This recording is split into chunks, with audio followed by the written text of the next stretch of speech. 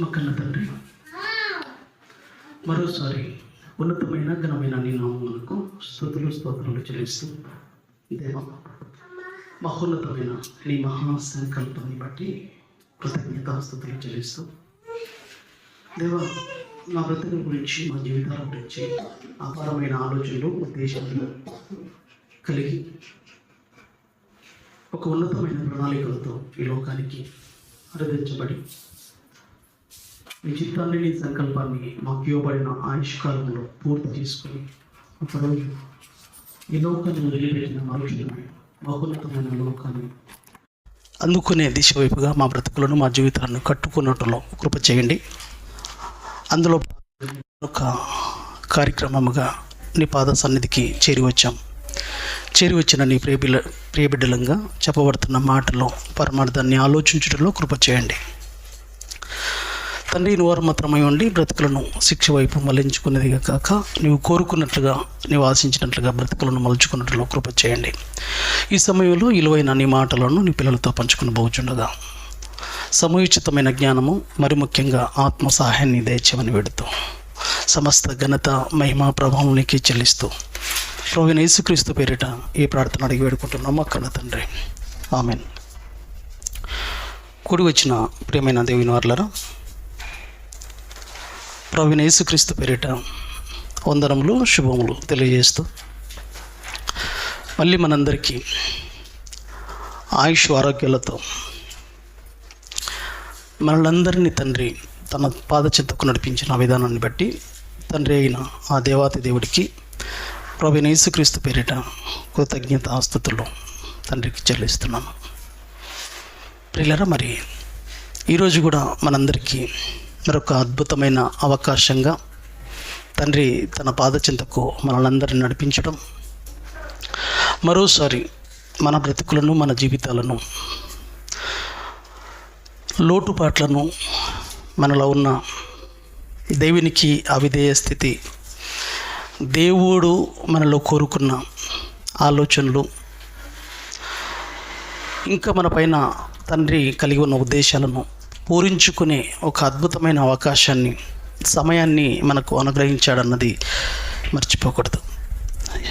అనుగ్రహించిన ఈ అవకాశాన్ని సద్వినియోగం చేసుకునే దిశ వైపుగా, ఇంకా ఏదైతే లోటు ఉందో, రేపన్నది మనది కాదు, వచ్చే సెకండ్ అన్నది మనది కాదు, కాబట్టి ఇచ్చిన ఈ అవకాశంలో ఏదైతే లోటు ఉందో, ఏదైతే మనలో దోషం ఉందో, దేవునికి నచ్చని ఆలోచనలు మనలో ఉన్నవో తీసేసుకునే ప్రయత్నంలో, ప్రతి మాట మనలో బాగు చేసేది, ప్రతి మాట మనలో ఉన్న రోగాన్ని, మనలో ఉన్న ఆత్మరోగాన్ని తీసేసేదిగా ఆ మాటలకు అవకాశం ఇస్తేనే మన బ్రతుకులు బాగుంటాయి.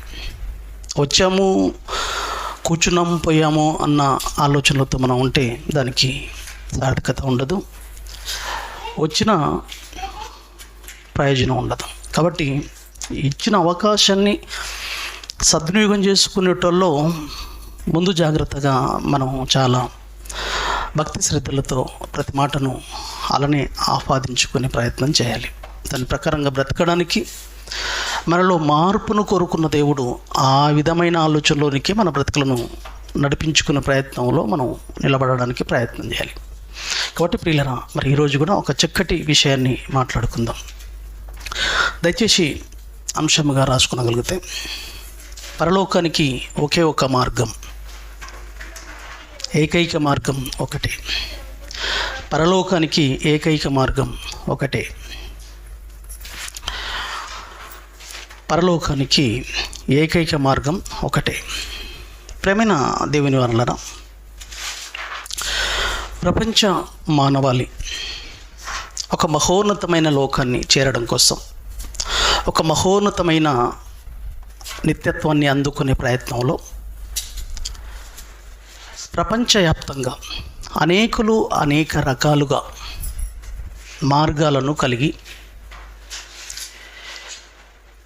మార్గాలు ఎన్నైనా జాగ్రత్తగా వినాలి, మార్గాలు ఎన్నైనా గమ్యం ఒకటే కదా, చేరేది ఆ గమ్యమే కదా అన్న ఆలోచనలతో అనేక మార్గాలను ఏర్పాటు చేసుకున్నారు.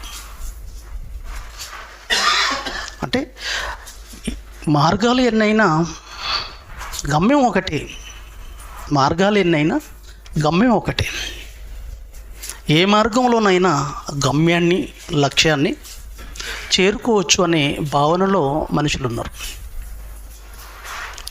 దానికి మనుషులు చెప్పే ఆలోచనలు ఏంటంటే, ఒక ఊరికి వెళ్ళాలంటే ఏ బాటలో వెళ్ళినా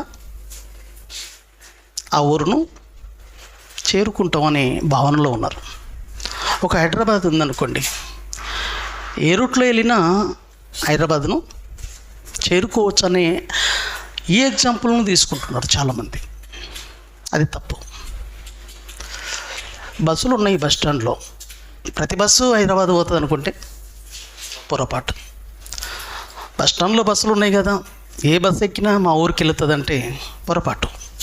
మీ ఊరికి వెళ్ళే బస్సు, హైదరాబాద్కి వెళ్ళే బస్సును మాత్రం ఎక్కితేనే హైదరాబాద్ను చేరుకుంటావు. ఇలా ఇది వర్తిస్తుంది ఈ విషయంలో.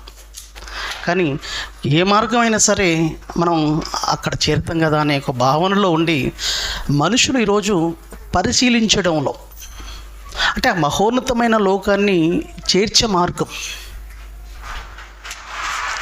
చేరువ చేసే మార్గం, ఆ లోకాన్ని చేరుటకు మార్గం ఏదని ఆలోచించటంలో మర్చిపోయారు మనుషులు. ఎందుకంటే ఈ విధమైన మార్గాలను ఏర్పరచుకున్నారు మనుషులు. ప్రపంచవ్యాప్తంగా ఎన్నో మార్గాలు ఉన్నాయి, ఎన్నో మార్గాలు ఏర్పాటు చేసుకున్నారు. కానీ ఈ మార్గాలన్నీ ఆ గమ్యాన్ని చేరుస్తాయా అంటే చేర్చవు. ఎందుకంటే దేవుని యొక్క ఆలోచనలోనికి వెళితే ఆ మహోన్నతమైన లోకానికి, ఆ మహోన్నతమైన గమ్యానికి ఒకే ఒక మార్గం అని దేవుడు చెప్పాడు. ఈరోజు ఎన్నో మార్గాలను కల్పించుకొని మనుషులు ఆలోచిస్తూ ఏదైతే ఉంది, ఏ మార్గంలో ఉన్నా, ఏ మార్గంలో వెళ్ళినా ఆ గమ్యం అయితే చేరుకుంటాం అనుకుంటున్నారు. కానీ మీ ఆలోచనలు మీకు ఎలా ఉండొచ్చు? సామెతలు 16:25 ఎలా ఉండొచ్చు చూడండి ఒకసారి. మీ మార్గాలు మీకు ఎలా కనబడతాయి? సామెతలు 16:25 వచనం.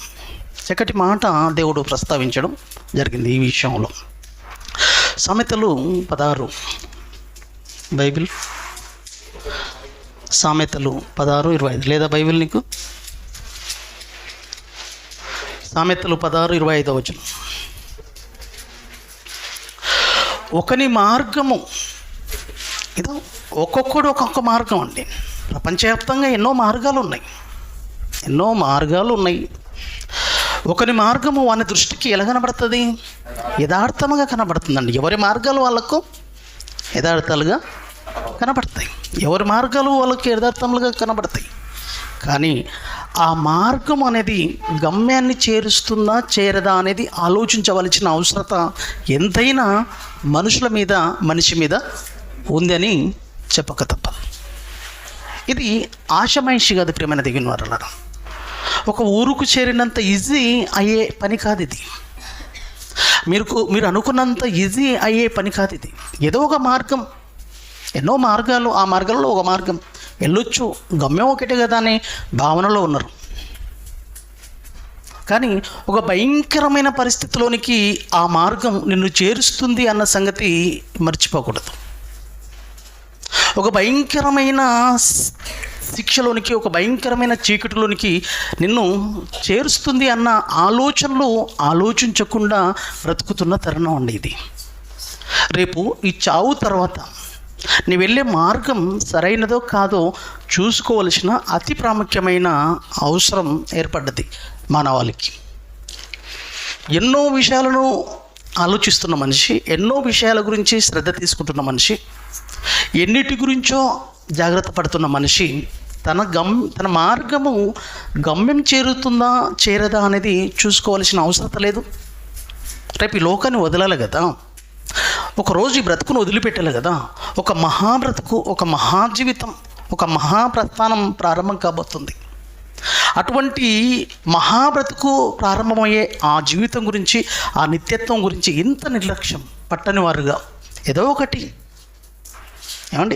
ఒకటి బస్సు అని ఎక్కేస్తావా, అంత ఆసమేషంగా ఉండదు. ఏదో ఒక పెద్ద ప్రయాణం చేస్తున్నప్పుడు, దూర ప్రాంతం చేస్తున్నప్పుడు ఇది సరైనదా కాదని మళ్ళీ మళ్ళీ కండక్టర్ని అడిగిన తర్వాత కూడా పక్కవాడిని అడిగేంత వరకు సాటిస్ఫై నీకు ఉండదు. కరెక్టేనా నేను ఎక్కింది, గమ్యాన్ని చేరుస్తుందా, అయ్యా ఇది అదేనా కాదా అని 10 సార్లు అడుగుతావే కూర్చున్న చోట. ఆడికి ఇంకా భయం, ఒక కొత్త ప్లేస్కి వెళుతున్నప్పుడు. అదే అంత జాగ్రత్త పడుతున్నప్పుడు ఒక మహోన్నతమైన లోకానికి చేర్చేదా కాదా అని ఆలోచించుకోకూడదు. ఇలా ఈ ఆలోచనలో మనిషి పరిశీలన చేయడం మర్చిపోయాడండి. మార్గాలు ఎన్నైనా గమ్యం ఒకటి అనుకున్నాడు. చాలా పొరపాటు. నీ మార్గం నీ దృష్టికి యథార్థముగా కనబడను, అయినను తుదకు అది మరణమునకు చేరుతుందో లేదో ఆలోచించుకోకూడదు అంటుండే ఇక్కడ దేవుడు. నీకు సరైనదిగా కనబడితే అది నా దృష్టికి యోగ్యమైనదా సరైనదా కాదనేది నీవు పరిశీలించుకోవలసిన అవసరత లేదా అంటున్నాడు. అది తుదకు మరణానికి చేరుతుందేమో ఆలోచించుకోకూడదు అంటున్నాడండి. ప్రియమైన దేవుని వారలారా, మార్గాలు ఎన్నో కాదు, మార్గము ఒకటే, గమ్యాలు 2. మార్గాలు ఒకటే, గమ్యములు 2. ఒకటి మహోన్నతమైన లోకం, రెండో గమ్యం నిత్య శిక్ష. మార్గం ఒకటే, మార్గం కానీ మార్గము నువ్వు వెళితే, నువ్వు ఎన్నుకున్న మార్గం సరైనది కాకపోతే మహోన్నతమైన లోకం కాదు నీకు వచ్చేది, భయంకరమైన శిక్షలోనికి తీసుకుపోయేది. దీని విషయంలో చాలా జాగ్రత్తగా ఉండాలి ప్రేమన దేవుని వారలారా. ఈరోజు ప్రపంచ ప్రజలందరూ ఆలోచించవలసిన అవసరం ఉంది. ఆలోచించవలసిన అవసరం ఈరోజు ప్రపంచ మానవాళికి ఏర్పడింది. ఈరోజు 1,000,000 లేదా 1000 మార్గాలు అనుకున్న, మనం ఎగ్జాంపుల్గా ఆలోచిస్తున్నాం. 1000 మార్గాలు అనుకుంటే ఆ 1000 మార్గాలలో ఒకే ఒక మార్గం సరైనది. 9,099 మార్గాలు సరైనవి కావు. ఆ ఒక్క మార్గమే నిన్ను మహోన్నతమైన లోకానికి చేరుస్తుంది. ఆ ఒక్క మార్గం కానప్పుడు నిన్ను చేర్చేది ఎక్కడ తెలుసా? నీ గమ్యం ఎక్కడ తెలుసా? నీవు చేరే తీరం ఎక్కడ తెలుసా? నిత్య శిక్షలోనికి. అది ఆలోచించవలసిన అవసరత ఎంతైనా ఉంది ఈ ప్రపంచానికి. ఇప్పుడు చూడండి ఏమంటాడు లూకా సువార్త. ఒక వ్యక్తి, యేసుక్రీస్తు ప్రభుల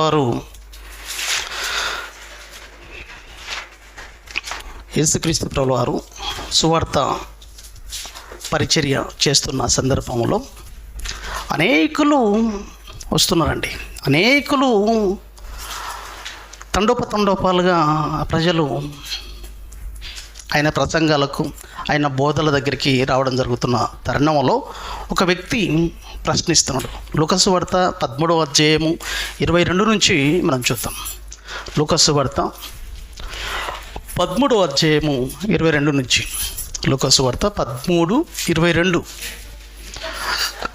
యేసుక్రీస్తు ప్రభుల వారు ఆయన యెరూషలేమునకు ప్రయాణమై, లూకా సువార్త 13:22.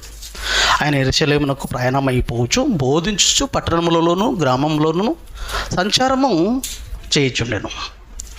అప్పుడు ఒకడు, ప్రభువా, రక్షణ పొందువారు కొద్ది మందేనా అని యేసుక్రీస్తు ప్రభుల వారిని అడగగా, ఇంతమంది ఉన్నారు కదా ప్రపంచవ్యాప్తంగా, ఈ మహోన్నతమైన లోకానికి చేరుకునేవారు కొద్ది మందేనా అంటే, ఆయన వారిని చూచి ఇరుకు ద్వారమున ప్రవేశింప పోరాడుడి. అనేకులు ప్రవేశింపజూతురు కానీ వారి వలన కాదని మీతో చెప్పుచున్నాను అన్నాడండి. అంటే ఆ గమ్యం, ఆ వెళ్ళే ఒకే ఒక మార్గం, అది ఎలాంటిదంట? ఆ వెళ్ళే ఒకే ఒక మార్గం ఉంది చూశారు. ఆ మార్గం ఎలాంటిదంట? ఇరుకుతో కూడుకున్నది, కష్టాలతో కూడుకున్నది, ఇబ్బందులతో కూడుకున్నది, సమస్యలతో కూడుకున్నది అని ఆ మార్గాన్ని వదిలేస్తే ఎలా చెప్పు? ఆ మార్గము ద్వారా ప్రవేశింప పోరాటంతో కూడుకున్నది ఆ మార్గం అనేది. ఆ మార్గం అనేది పోరాటంతో కూడుకున్నది. ఆ పోరాటంతో కూడుకున్న, శ్రమలతో కూడుకున్న ఆ మార్గం గుండా వెళితేనే ఆ గమ్యాన్ని మనం చేరుకుంటాం, తీరాన్ని చేరుకుంటాం. కానీ అనేక మార్గాలలో సంతోషాలు ఉండొచ్చు, ఆనందాలు ఉండొచ్చు, ఇష్టం వచ్చినట్లు ఏదైనా చేసుకోవచ్చు, చేసుకునే అవకాశం ఉండొచ్చు. కానీ ఈ మార్గంలో అటువంటి అవకాశాలు లేవు అని దాన్ని వదిలిపెట్టద్దు. మళ్ళీ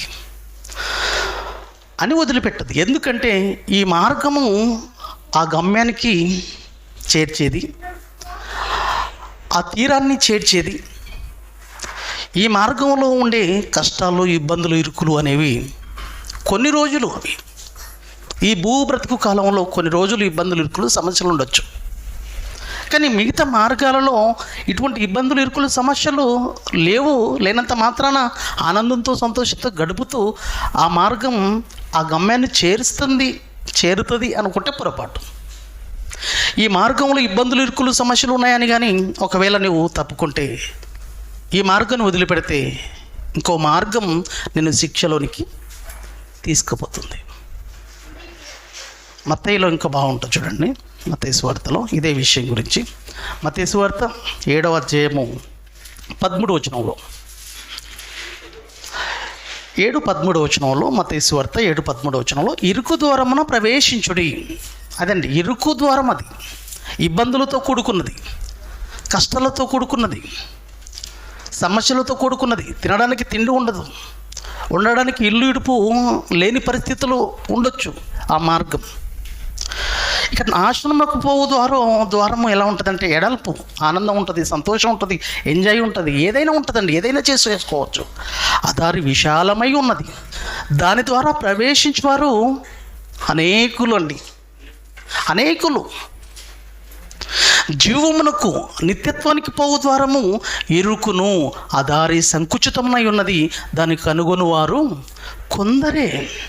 ఆ ఒకే ఒక్క మార్గం ఏదైతే ఉందో, గమ్యాన్ని చేర్చే మార్గం ఏదైతే ఉందో, అది కనుగొన్నవారు కొందరు మాత్రమే. ప్రేమైన దేవుని వారలారా, ఆ కొందరిలో నీవు నేను ఉండాలి. అదే మహోన్నతమైన లోకాన్ని చేర్చేది, అదే మహోన్నతమైన జీవితంలోనికి నడిపించేది. ఆ మార్గం తప్పితే ఇంకో మార్గం నువ్వు అనుకుంటే నువ్వు వెళ్ళేది నిత్యం శిక్షలోనికి. ఆ మహోన్నతమైన లోకానికి ఏకైక మార్గం ఒకే ఒక్కటి. అనేకమైనవి మార్గాలు లేవు. గమ్యాలు 2, మార్గాలు 1. గమ్యాలు 2, చేరుకోవలసిన స్థలం ముందు చూశారు, 2 ఉన్నాయి స్థలాలు, మార్గం మాత్రం 1. ఆ మార్గము మహోన్నతమైన లోకానికి చేర్చేది. ఆ మార్గం తప్పితే, ఆ ఒకే మార్గం తప్పితే నీ బ్రతుకు నిత్య శిక్షలోనికి. ఆ ఒకే ఒక మార్గం ఎవరో ఏదో ఒక్కసారి మనం చూడగలిగితే, యోహాను సువార్త అందరు తీయండి. యేసుక్రీస్తు ప్రభుల వారి నోట నుండి వస్తున్న అద్భుతమైన మాట ఇప్పుడు మనం చూద్దాం. ఆ ఒకే ఒక మార్గము యోహాను సువార్త 14వ అధ్యాయము 1వ వచనం అండి. అందరు బాగా రాసుకోండి. ఆ ఒకే ఒక మార్గం, ఆ మహోన్నతమైన లోకానికి, ఆ నిత్యత్వానికి ఒకే ఒక్క మార్గం అని దేవుడు చెబుతూ వస్తున్నాడు. ఆ ఒకే ఒక మార్గాన్ని చేరాలి. ఆ ఒకే ఒక మార్గం ఇరుకు, సంకుచితమై ఉన్నది, ఇబ్బందులు ఉంటాయి, సమస్యలు ఉంటాయి, ఇరుకులు ఉంటాయి అని ఆ మార్గాన్ని తప్పుకోవడానికి వీలు లేదు. కానీ ఆ మార్గంలో ఇబ్బందులు, ఇరుకులు, సమస్యలు వచ్చి తప్పుకుంటున్న వారు కూడా అనేకులు ఉన్నారు. కానీ అది భూమి మీద చిన్న బ్రతుకులో ఒక 60 సంవత్సరాల జీవితంలో ఇబ్బందులు, ఇరుకులు ఉండొచ్చు, కానీ చేర్చేది గమ్యస్థానాన్ని చేర్చేదిగా ఆ మార్గం ఉంటుంది. ఒక నిత్యత్వానికి నీవు వెళ్ళిపోతావు. తర్వాత ఆనందంతో కూడుకున్న బ్రతుకులోనికి, ఆనందంతో కూడుకున్న జీవితంలోనికి చేర్చేదిగా ఉంటుంది ఈ మార్గం. ఇబ్బందులు ఉండొచ్చు, ఆనందం లేకపోవచ్చు, ఈ మార్గంలో సంతోషం అనేది లేకపోవచ్చు నీకు. కానీ ఒకరోజు సంతోషాన్నిచ్చే గమ్యంలోనికి, తీరంలోనికి చేర్చేదే ఈ మార్గం. కానీ మిగతా మార్గాలు ఆనందాన్ని ఇస్తుండొచ్చు, సంతోషాన్ని ఇస్తుండొచ్చు, విశాలమైన బ్రతుకు ఎన్నెన్నో ఏవో చేసేసుకోవచ్చు. కానీ ఆ మార్గం చేర్చేది రేపు కన్నీటితో కూడుకున్న నిత్య శిక్షలోనికి. అర్థమైందా? ఆలోచించండి ప్రేమైన దేవుని వారలారా. ఇప్పుడు యేసుక్రీస్తు ప్రభుల వారు నోట నుంచి వస్తున్న మాటను మీరు చూడగలిగితే యోహాను సువార్త 14:1 మీ హృదయమును కలవరపడనీయకుడి, ఎందుకంటే దేవుని యందు విశ్వాసం ఉంచుకున్నారు, దేవుని యందు విశ్వాసం ఉంచుచున్నారు చెప్పి నా యందు విశ్వాసము ఉంచుడి. నా యందు కూడా విశ్వాసం ఉంచాలి. దేవుని యందు మాత్రమే విశ్వాసం ఉంచితే సరిపోదు, నా యందు కూడా విశ్వాసం ఉంచాలి. ఎందుకంటే నా తండ్రి ఇంట అనేక నివాసములు కలవు, నా తండ్రి ఇంట అనేక నివాసములు కలవు, లేని ఎడల మీతో చెప్పుదును, లేకపోతే నేను చెప్పేవాడిని లేవని. ఉన్నాయి కాబట్టి ఉన్నాయని చెప్తున్నాను. మీకు స్థలము సిద్ధపరచ వెళ్ళుచున్నాను అన్నాడండి. నేను వెళ్ళి మీకు స్థలములు సిద్ధపరిచిన ఎడల నేనుండు స్థలములో మీరును ఉండులాగున మరలా వచ్చి నా వద్ద నుండుటకు మిమ్మల్ని తీసుకొని పోవుదును అన్నాడండి. ఇంకా చూడండి, నేను వెళ్ళుచున్న స్థలమునకు మార్గము మీకు తెలియనని చెప్పాను. అందుకు తోమకు డౌట్ వచ్చిందండి. డౌట్ వచ్చి, తోమ, ప్రభువా ఎక్కడికి వెళ్ళుచున్నావో మాకు తెలియదే అన్నప్పుడు ఆ మార్గం ఎలాగూ తెలియనని ఆయనను అడగగా, ఇప్పుడు చెప్తున్నాడు చూడండి ప్రియులారా, ఆ మార్గము ఎవరో, ఆ ఒకే ఒక్క మార్గము ఏదో. ఇప్పుడు చూడండి 6వ వచనంలో యేసు, ఆ మహోన్నతమైన లోకానికి నేనే మార్గము. ఒక మాట ఆలోచించండి, ఆ మహోన్నతమైన లోకానికి ఒకే ఒక్క మార్గం నేనే. అందులో నేను కూడా ఒకరిని అనట్లేదండి ఇక్కడ. అందులో నేను కూడా, ఆ మార్గాలలో నాది కూడా ఒక, చెప్పండి, ఆ మార్గాలలో నాది కూడా, ఏనాండి మీరు, ఆ మార్గాలలో నేను కూడా ఒక మార్గం అని చెప్పట్లేదు ఇక్కడ. నేనే మార్గం, నేనే. ఈ మాట అద్భుతం అండి. నేనే మార్గం, నేను కూడా అనట్లేదండి. ఆ మార్గాలలో నేను కూడా, నాది కూడా ఒక మార్గం అని చెప్పట్లేదండి. ఆ మార్గం ఏదో ఎంత స్పష్టంగా చెప్పబడింది, అది బైబిల్లోనే చెప్పబడ్డదండి. ఈ విషయం మహోన్నతమైన లోకానికి ఒకే ఒక మార్గం, ఆ మార్గం క్రీస్తు, యేసుక్రీస్తు ప్రభుల వారు. దేవుడు తన పిల్లలను కాపాడుకోవడానికి, తన పిల్లలను తన దగ్గరికి తీసుకోవడానికి ఏర్పాటు చేసుకున్న ఒకే ఒక్క మార్గంగా యేసుక్రీస్తు ప్రభుల వారిని మార్గంగా, ఒక వరంగా మన కోసం ఏర్పాటు చేశాడు. యేసు, నేనే మార్గమును సత్యమును జీవమును, నా ద్వారానే ఈ మార్గము ద్వారానే తప్ప ఎవడును తండ్రి యొద్దకు. చూశారా? ఒక మహోన్నతమైన లోకానికి నువ్వు చేరాలి, నిత్యత్వంలోనికి నీ బ్రతుకును నడిపించుకోవాలనుకుంటే ఆ మార్గం, ఈ మార్గం తప్పితే వచ్చేది గమ్యం నిత్య శిక్ష, భయంకరమైన శిక్ష, నరకంతో కూడుకున్నది. అటువంటి భయంకరమైన శిక్షలోనికి నీ బ్రతికి వెళ్ళే అవకాశం ఉంది. కాబట్టి ఒక్కసారి ఆలోచించండి ప్రియమైన దేవుని వారలారా, ఎటువంటి అద్భుతమైన ఆలోచనలతో కూడుకున్న విషయాన్ని దేవుడు చూపిస్తున్నాడో ఈరోజు ప్రపంచ మనుషులందరూ ఆలోచించవలసిన అవసరత అవకాశం ఉందండి ఈరోజు. కానీ మనుషులు ఆలోచించట్లేదు. మార్గాలు ఎన్నో, కానీ గమ్మం ఒకటి అనుకుని పరిశీలించడంలో, ఈరోజు ఆలోచించడంలో ఈరోజు మనుషులు అవకాశం కలిగి ఉండలేకపోతున్నారు. అటువంటి అవకాశంలోనికి వెళ్ళి ఆలోచించేది ఉండే, పరిశోధించేది ఉండే. ఆలోచించారు, ఎన్నో విషయాలను పరిశీలిస్తున్న ఈ మనిషి ఎందుకు తన యొక్క బ్రతుకు గురించి, తన యొక్క నిత్యత్వాన్ని పొందుకునే విషయంలో ఎందుకు బలహీనపడిపోయాడు, ఎందుకు సర్దేసుకొని, ఎందుకు దాని గురించి పట్టించుకునేని, ఏమవుతుంది, ఏం జరుగుతుంది, ఏముంటుంది చూతం లేని ఒక భావనలో అంతగా అనాలోచనతో ఈరోజు మనిషి ఉండడం అది బాధాకరమైన విషయం. ఏ విషయంలో పొరపాటు జరిగినా, ఏ విషయంలో తారుమారైనా ఈ బ్రతుకుంటుంది కాబట్టి సరి చేసుకునే అవకాశం ఉండొచ్చు ఈ బ్రతుకులో. కానీ ఈ బ్రతుకు పోయిన తర్వాత ఆ సరైన మార్గాన్ని నువ్వు ఎన్నుకొనకపోతే పోయిన తర్వాత వచ్చేది శిక్ష, లేదా భయంకరమైన నరకంతో కూడుకున్న శిక్షలోనికి బ్రతికెళ్ళిపోయే అవకాశం ఉంది. కాబట్టి సరైన నిర్ణయం, సరైన మార్గం కాదా లేదో ఆలోచించుకోవాల్సిన అవసరత ఈ భూమి మీద బ్రతుకులో ఉన్నప్పుడే ఆలోచించాలి. ఒక అద్భుతమైన మాట యేసుక్రీస్తు ప్రభువు వారు మాట్లాడుతున్నారు చూడండి. యోహాను సువార్త 10వ అధ్యాయం 7వ వచనం నుంచి చూడండి పిల్లలు. 7, 8 నేను చదువుతుంటా, మీరు చూడండి. యోహాను సువార్త 10వ అధ్యాయం 7వ వచనంలో ఇక్కడ కూడా ఏం చెప్తున్నాడు చూడండి. కాబట్టి యేసు మరలా వారితో ఇట్లానే ఏమన్నాడు? గొర్రెలు పోవు ద్వారమును నేనే. ఇక్కడ కూడా చూడండి, నేను కూడా అనలేదు ఇక్కడ కదా, నేను కూడా ఒకరిని అనలేదు ఇక్కడ. గొర్రెలకు పోవు ద్వారమును నేనే, నాకు ముందు వచ్చిన వారందరూ దొంగలు, దోచుకుని వారునై ఉన్నారు. ఆలోచించండి ప్రియులారా, ఎన్నో ఉన్నాయి మార్గాలు ఈ భూమి మీద. గొర్రెలు పోవు ద్వారమును నేనే, నాకు ముందు వచ్చిన వారందరూ దొంగలు, దోచుకుని వారునై ఉన్నారు. గొర్రెలు వారి స్వరము వినలేదు. వారి స్వరము వినలేదు. ఎంతోమంది వచ్చారు, ఎంతోమంది వచ్చిండ్రు, ఎన్నో మార్గాలు ఉన్నాయి. కానీ ఆ మార్గాలలోనికి, ఆ మార్గాలలోనికి వచ్చిన వాళ్ళు, ఆ మార్గాలుగా మేము అని చెప్పుతున్న వాళ్ళు దోచుకునేవారు, దొంగలనై ఉన్నారు.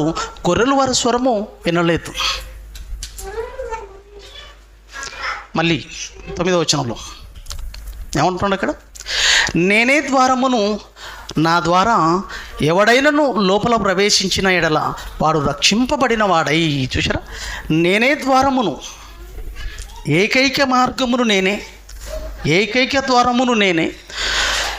నా ద్వారా ఎవడైనను లోపల ప్రవేశిస్తే, ఈ మార్గం గుండా లోపల ప్రవేశించిన ఎడల వాడు రక్షింపబడిన వాడై లోపలికి పోవచ్చు, బయటికి వచ్చుచు మేత మేయిచుండును. ఆనందంగా, సంతోషంగా ఉండే అద్భుతమైన అవకాశం అది నా ద్వారానే. ఎంత ఖచ్చితమైన మాట చెప్పండి ప్రియులారా, ఈ విషయం ఎంత అద్భుతమైన వాస్తవం. ఈ మాట బైబిల్లో తప్ప మనం ఎక్కడ చూడలేమండి. ఆ మహోన్నతమైన లోకానికి మార్గము ఒకే ఒకటి. ఆ ఒకే ఒక మార్గము బైబిల్లో దేవుడు పొందుపరిచాడు. బైబిల్లో దేవుడు పొందుపరిచిన మార్గం నేనే మార్గం అన్న యేసుక్రీస్తు ద్వారానే తప్ప తండ్రిని చేరుకునే అవకాశం ఆయన ద్వారానే తప్ప, ఇక ఆయన ద్వారా తప్ప కాకుండా మరే అవకాశం లేదు. ఆలోచించండి. అపోస్తలులు కూడా సువార్త ప్రకటిస్తున్న తరుణంలో వాళ్ళు మాట్లాడుతున్న మాటలను మనం చూడగలిగితే చూడండి ఒకసారి. అపోస్తల కార్యం 4వ అధ్యాయము 4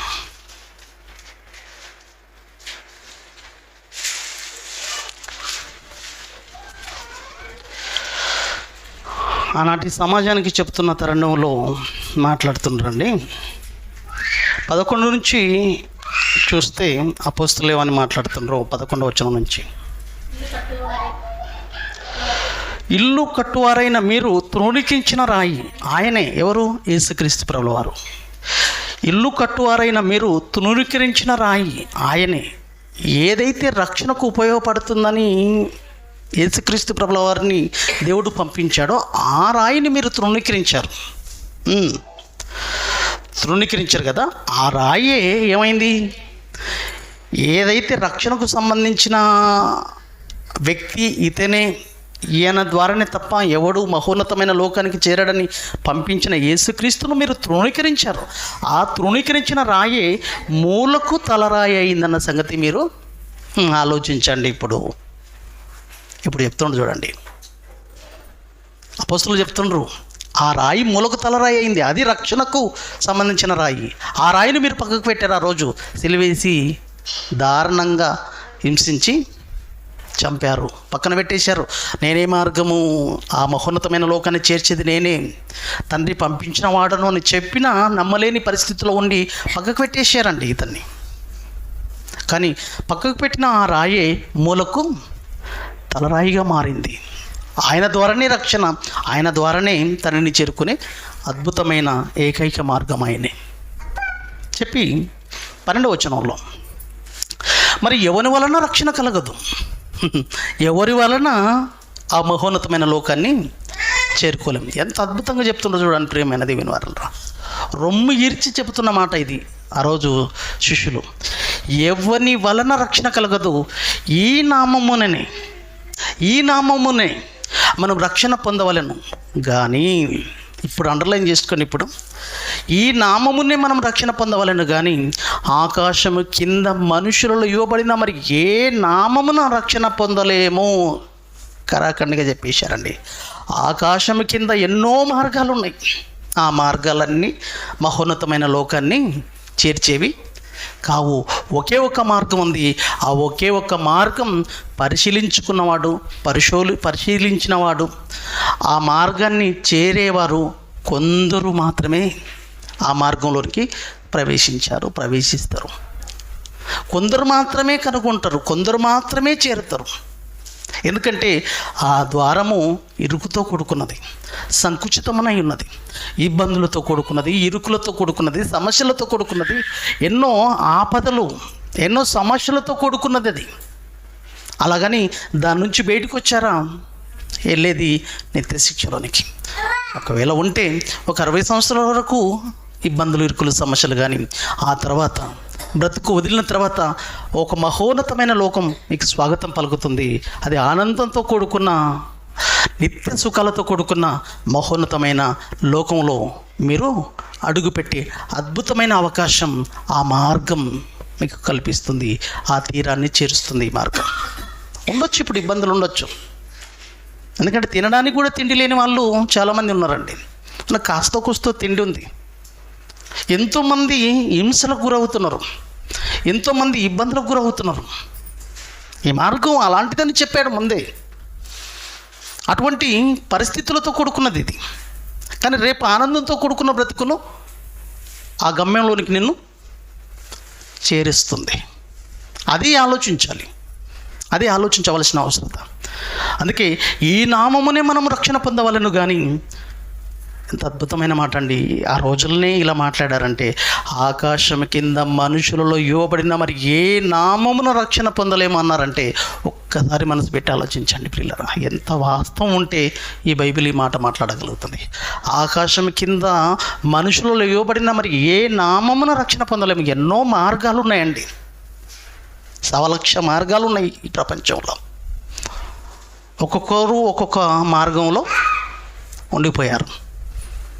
మరి ఈ మార్గాలలో ఏది నిత్యత్వంలోనికి చేర్చగలుగుతుంది అని ఆలోచించవలసిన అవసరత, తీసుకోవాల్సిన నిర్ణయం మనుషుల మీద, అందరి మీద ఉంది. ఇది నిర్లక్ష్యం చేయవలసిన అవకాశం లేదు. ఎందుకంటే బ్రతుకు అనేది ఎప్పుడు ముగిస్తుందో, జీవితం అనేది ఎప్పుడు వదులుతామో మనకు తెలియదు. చావు అనేది ఎప్పుడు కబలిస్తుందో, ఏ రూపకంగా మృత్యువు మనల్ని పలకరిస్తుందో మనకు తెలియదు. ఇప్పుడు మళ్ళీ కొత్త వేరియంట్, జయన్ ఏదో వేరియంట్తో కూడుకున్న కరోనా కలకలం అని మళ్ళీ నిన్న మొన్న విపరీతమైన వీడియోస్ వైరల్ అవుతున్నాయి. లాక్డౌన్ దిశ వైపుగా మళ్ళీ వెళ్తుందా? రకరకాలుగా ఈరోజు ప్రజల లోపల ఆందోళన రేకెత్తిస్తుంది మీడియా. విపరీతమైన కేసులు పెరుగుతున్నాయి. దీని గురించి అలా ఆందోళన చెందుతుంటారు, దీని గురించి భయపడుతుంటారు. ఎందుకు చావు రాదా? అది రాకపోతే చావు రాదా? అంటే అది వస్తేనే చావు వస్తుందా? కరోనా వస్తేనే చావు వస్తుందా? కరోనా రాకపోతే చావు లేదా? కరోనా వచ్చినా చావు ఉంది, కరోనా లేకపోయినా చచ్చేవాడు ఏ విధంగా అయినా. కొత్త ఏముందండి? చావు అనేది సహజం, అది చావు అనేది సత్యం. భయపడవలసిన అవసరం ఏముంది? సరే, జాగ్రత్త కొరకు కొన్ని కట్టుదిట్టమైన చర్యలు తీసుకోవాలి, కరెక్టు కాదనని నేను. కానీ భయపడవలసిన అవసరం ఏం లేదు. ఎందుకంటే ప్రజలను ఆందోళన పరిచే విషయం కంటే కొద్ది జాగ్రత్త ఉన్నానని చెప్పడం అది మంచి పద్ధతే, మంచి విషయమే. కానీ నేనంటాను, బైబిల్ కలిగిన వాళ్ళం, ఏ రూపకంగానే మృత్యు వస్తుందండి. ఎప్పుడో ఒక రోజు అయితే చావాలి. అలానే మరణం దగ్గరికి అయితే మనం ఏం వెళ్ళం, మరణాన్ని ఏం పట్టుకోం మనం. కానీ అదే ఒక రోజు మనల్ని పలకరిస్తుంది.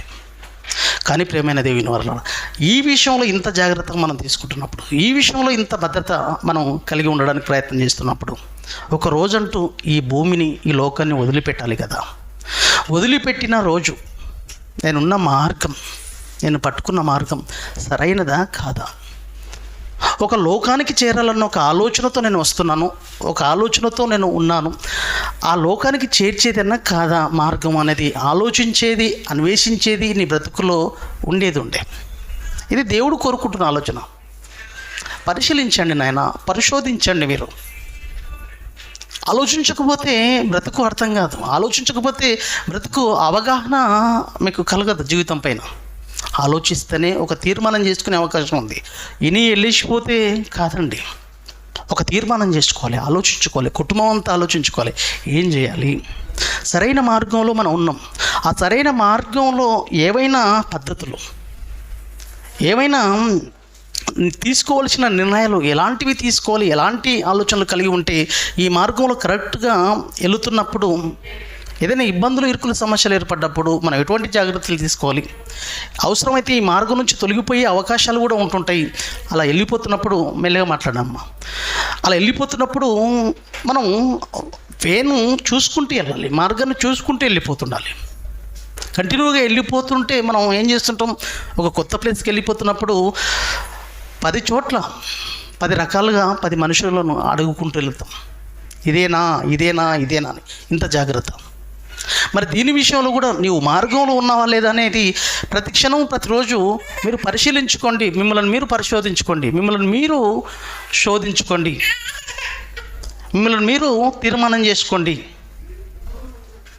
లేకపోతే గమ్యం నుంచి లేదా మార్గం నుంచి తప్పిపోయేవారుగా ఉండొచ్చేమో.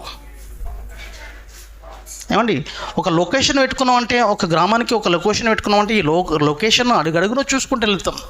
అవసరమైతే లొకేషను ఏమైనా దారి మళ్లించే అవకాశం ఉంటుందేమని బాట వచ్చే మనిషిని కూడా, బాటసారిని కూడా మనం ఏం చేస్తాం, అప్పుడప్పుడు పలకరించుకుంటూ అడుగుకుంటూ వెళుతాం. అటువంటి శ్రద్ధ కలిగి ఉన్నాం ఈ లోకంలో.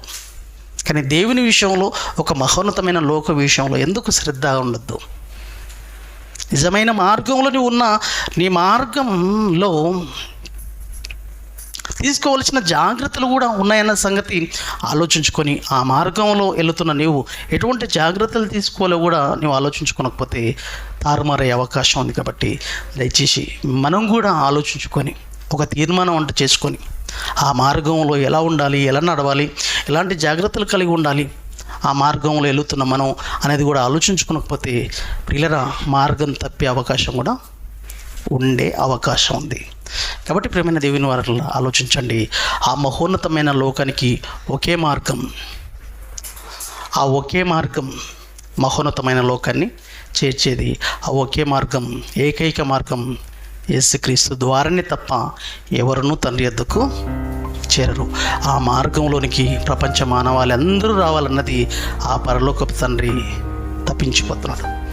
ఆ పరలోకపు తండ్రి ఆవేదనంతా, ఆయన ఆలోచన అంతా ఈ మనుషులపైన కలిగి ఉన్న ఉద్దేశం అంతా ఈ మార్గాన్ని సర్వలోకానికి వెళ్ళి, సర్వసృష్టికి ఈ మార్గాన్ని ప్రకటించండి.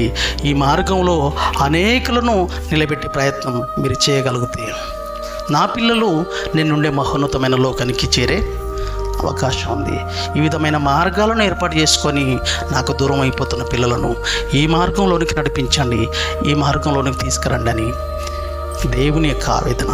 అపోస్తలులు, యేసుక్రీస్తు ప్రభుల వారు, అపోస్తలులు మొదటి శతాబ్దం క్రైస్తవ్యం వాళ్ళ యొక్క దానమాన ప్రాణాలను పోగొట్టుకోవడానికి కారణం ఏంటో తెలుసా ప్రేమ దేవుని వారలారా? ఈ మార్గాన్ని సమాజ వ్యాప్తి చేయడంలో, ఈ మార్గాన్ని సమాజంలో స్థాపించడం కోసం వాళ్ళ జీవితాలన్నీ తాకట్టు పెట్టారు. ఈరోజు కూడా మనం కూడా ఇదే సరైన మార్గం, ఇదే ఏకైక మార్గం. ఈ మార్గం ద్వారా తప్ప మనం తండ్రి లేదా మహోన్నతమైన లోకం చేరము అన్న ఆలోచనలతో మన చుట్టుముట్టున్న మన ఇరుగు పొరుగు వారికి కొందరికైనా ఈ మార్గాన్ని పరిచయం చేసి మనతో పాటు వాళ్ళను కూడా ఆ మహోన్నతమైన లోకానికి చేర్చేవారుగా మనమంతా ఉండాలని మనస్ఫూర్తిగా మీ అందరికీ మరి తెలియజేస్తూ తలలో ఉంచినట్లయితే ప్రార్థనతో సెలవు తీసుకున్నాం. మహోన్నతుడా, మా కన్న తండ్రి, విలువైన నీ మాటలు నీ పిల్లలతో పంచుకున్నాను దేవా. ఒక అద్భుతమైన ఆలోచనలతో కూడుకున్న విషయాలు ఇవి. ఎంతో ధైర్యాన్ని, మాలో భరోసాను పెంపొందించే ఒక అద్భుతమైన ఆలోచనలు ఇవి. కరెక్ట్ వేలో, కరెక్ట్ మార్గంలో రావలసిన మార్గంలో, చేరుకోవలసిన మార్గంలో మేము చేరుకున్నాం అన్న నమ్మకం, విశ్వాసం, నిరీక్షణ మాలో ఉంది. ఈ నిరీక్షణ, విశ్వాసం మాలో ఇంకా అభివృద్ధి పరుచుకుంటూ ఈ మార్గంలోనికి మేమే కాదు దేవా, అనేకులను ఈ మార్గంలో నడిపించడంలో అవసరమైతే మా ప్రాణాలను పనంగా పెట్టైనా ఈ మార్గాన్ని పరిచయం చేసే అవకాశాన్ని ఎక్కడున్న బిడ్డలకు ఇవ్వండి. మేము ఒక్కరమే ఈ మార్గంలో ఉండాలన్నది నీ ఆలోచన కాదు తండ్రి. ఈ మార్గం కోసం లేదా ఈ మార్గంలో నిలబెట్టడం కోసం అవసరమైతే మీ సహోదరుల నిమిత్తం మీ ప్రాణాలను పెట్టైనా ఈ మార్గంలోనికి నడిపించాను అన్నావు. అటువంటి సాహసోపేతమైన నిర్ణయాలు తీసుకున్నట్లు కృప చేయండి. ఇలాంటి కోడికలు, ఇలాంటి కార్యక్రమాలు అనేక సదస్సులుగా తండ్రి లోక సమాజ వ్యాప్తికి చేయడంలో మేమందరం ముందుండడంలో కృప చేయండి. ఏ ఒక్కరం కూడా మాకు వచ్చిన ఈ అవకాశాలను పోగొట్టుకోకుండా, నిర్లక్ష్యం చేయకుండా వచ్చిన కోడికలను మా గృహాల ద్వారా కానీ, సదస్సుల ద్వారా కానీ, కోడికల ద్వారా కానీ ఈ కార్యక్రమాలు ఏర్పాటు చేయడంలో కృప చేయండి. అటువంటి ప్రేరణ, అటువంటి ఆలోచనలు మేము కలిగి ఉండటంలో, నీ పిల్లలుగా మేము కలిగి ఉండటంలో కృప చేయండి. అదే ఆలోచనలో భాగంగా సహోదరుడు శంకరు నందిని ఆలోచించుకొని వచ్చిన అవకాశాన్ని సద్వినియోగం చేసుకొని ఈ యొక్క అంశాన్ని ఈ రూపకంగా తండ్రి వీళ్ళ గృహంలో ఈ విధంగా వినిపించారు. ఇది వీళ్ళకు సంబంధించినదిగా ఈ అంశం ఉండబోతుంది. ఇట్టి ఆలోచనను బట్టి మరొకసారి ఈ కుటుంబాన్ని బట్టి, నీ బిడ్డలను బట్టి మనస్ఫూర్తిగా దేవానికి కృతజ్ఞతాస్తుతులు ప్రభువైన యేసుక్రీస్తు పేరిట చెల్లిస్తూ తండ్రి ఈ గృహాన్ని జ్ఞాపకం చేసుకోండి, ఇచ్చిన గర్భఫలాన్ని జ్ఞాపకం చేసుకోండి. మళ్ళీ సహోదరి చూలలితో ఉంది, ఆమె యొక్క ఆరోగ్య విషయంలో కూడా కృప చూపండి. కుటుంబాన్ని, కుటుంబంలో ఉన్న తల్లిదండ్రులను, అత్తమామలను, బంధుమిత్రులను కూడా, అలాగే సహోదరి నందిని విషయంలో కూడా ప్రార్థిస్తున్నాను. ఆ బిడ్డ విషయంలో కూడా నీ కృపా సహాయ సహకారాలు అందించండి. వచ్చిన బిడ్డలను పేరు పైన దీవించి ఆశీర్వదించమని వీటితో సమస్త ఘనత, మహిమ, ప్రభావంలోకి చెల్లిస్తూ ప్రభువైన యేసుక్రీస్తు పేరిట ఈ ప్రార్థన అడిగి వేడుకుంటున్నాం మా కన్న తండ్రి. ఆమేన్. అందరికీ వందనములు. God bless you all.